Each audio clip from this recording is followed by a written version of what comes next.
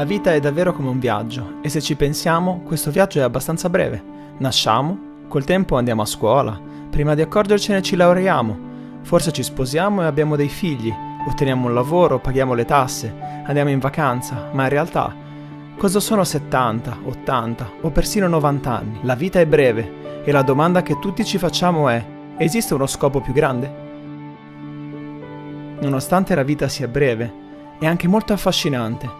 Il mondo in cui viviamo è un posto meraviglioso.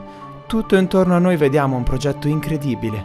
Le forme e i colori su cui gli occhi si posano indicano che c'è qualcosa dietro tutto questo. La natura è strettamente interconnessa e niente vive per se stesso. Ogni cosa sembra avere uno scopo più grande.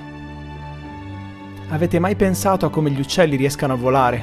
Solo l'aerodinamica è una cosa incredibile. Tantissime cose devono svolgere il loro ruolo per permettere a questo piccolo uccellino di spiccare il volo verso il cielo. Niente vola per caso, qualcuno deve averlo pianificato, qualcuno deve aver avuto uno scopo. Se osservate i piccoli organismi della creazione, la loro esistenza deve essere spiegata ancora con un'intelligenza al di fuori di essi. Avete mai pensato al fatto che avremmo potuto vedere il mondo intorno a noi in bianco e nero? Per esempio come i vostri genitori o nonni hanno visto la prima televisione? Mentre invece ci sono tutti questi colori spettacolari su cui si posano gli occhi, sono necessari? Beh, la vita consiste in più di ciò che è necessario. Gli occhi contemplano la bellezza e questo ci dice che c'è un progettista dietro tutto questo. Ho 34 anni e fra pochi anni sarò considerato circa a metà del percorso della vita.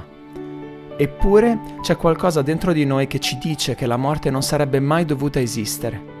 È come se questo senso di eternità esistesse nel nostro cuore, questo desiderio di qualcosa di più. Pensate a tutte le storie per bambini, non finiscono forse tutte dicendo «e vissero per sempre felici e contenti»? Ci deve essere qualcosa di più, ci deve essere qualcosa tra il cielo e la terra. Quando ci guardiamo intorno e vediamo un progetto, diamo per scontato il fatto che un progettista abbia lavorato ad esso. Pensate ad una cosa semplice come una panchina. Ovviamente qualcuno deve aver avuto uno scopo in mente perché le persone potessero sedersi su questa panchina. Allo stesso modo, quando osserviamo le cose intricate nella natura intorno a noi, non dovremmo porci la domanda: dov'è il progettista? E se ci fosse un progettista che ha avuto uno scopo nel crearci? E se il progettista fosse come un genitore amorevole? Ricordate che è il progettista che determina lo scopo. E se lo scopo di Dio fosse quello di amarci? Ed il nostro fosse quello di conoscerlo, amarlo ed imitarlo. Ho un amico che lavora come medico in pronto soccorso. In molte occasioni si è dovuto sedere con dei genitori per consolarli mentre il loro figlio lottava per sopravvivere.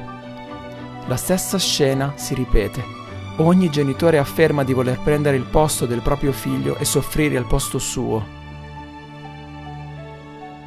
Esiste un Dio che ci prende cura di noi?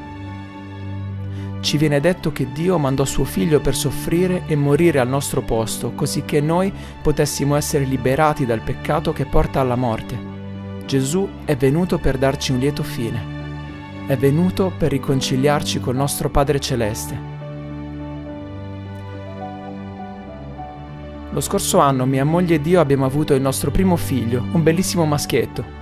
E la prima volta che ho tenuto mio figlio in braccio, ho sentito un tale amore verso di lui che ho pensato: questo è solo un'ombra dell'amore che Dio prova per ognuno di noi.